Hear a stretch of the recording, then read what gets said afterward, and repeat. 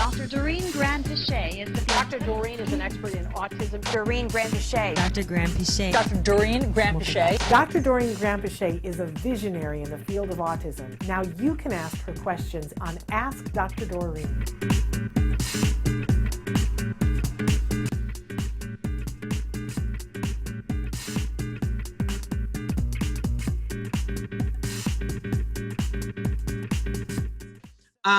Okay, but I really want to get to this question because I really need to send a virtual hug to this mom. She says, I have a question regarding my nonverbal autistic daughter. She's 7 years old and I recently had a baby and she can't stand the sound the baby, the newborn makes. She's been screaming and banging her head and literally crying tears.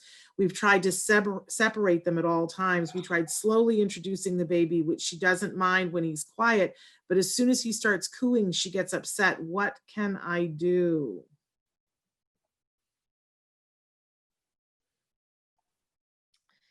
Yeah, so that is a very, very difficult situation.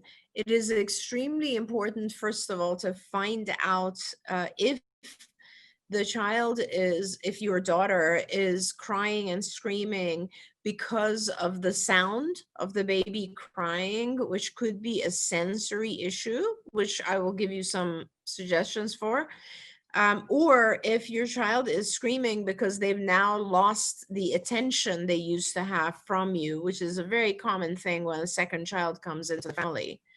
So assuming that this is really a sensory issue, which please, all of our, like, you know, over the years, I've learned that it is so important to pay attention to the fact that our kids really do have, some of our kids, not all of them, but some of them really, really do have very sensitive hearing. And it's important to give them a tool to survive. So I would suggest for your child, if you determine that it really is about the crying, and so the child, your other daughter doesn't have an issue with the baby, just has an issue when the sound of baby crying, then I would have your daughter buy your daughter some of these noise canceling headphones. I love those. They help our kids so much.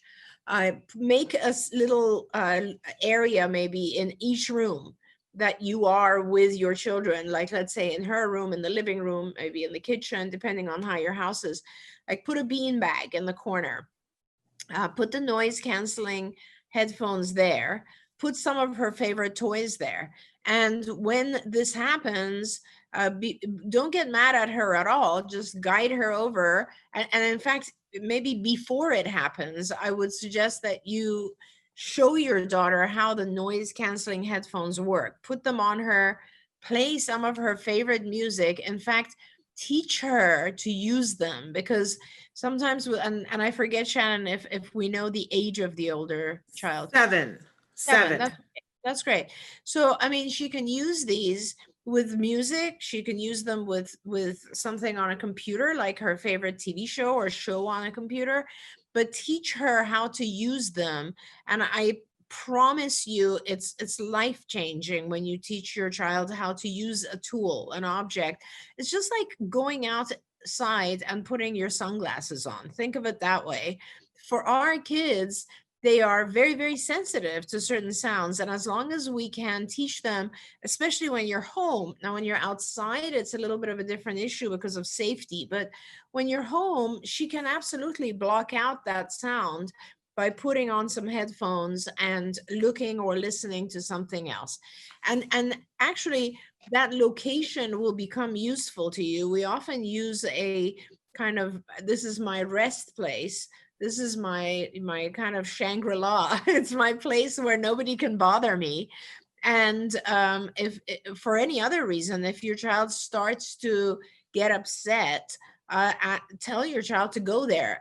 Shannon, when Nikki was very little, if she would start to tantrum or something, I had taught her, I would tell her, go to the hallway or go to another room. And she was so, even if she was super angry, she'd walk into another room, close the door, and like have her tantrum there and then come back out.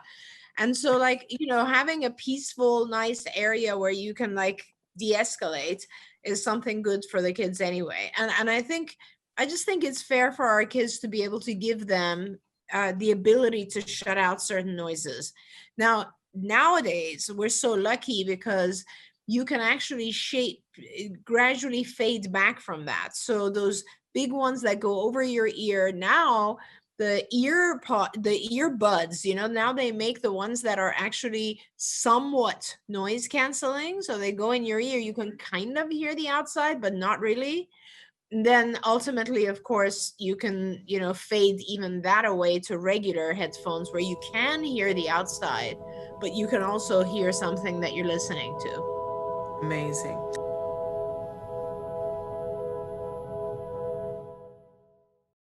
Hey, thanks for watching Autism Live. To subscribe, click here. And if you'd like to check out some more of our videos, click here.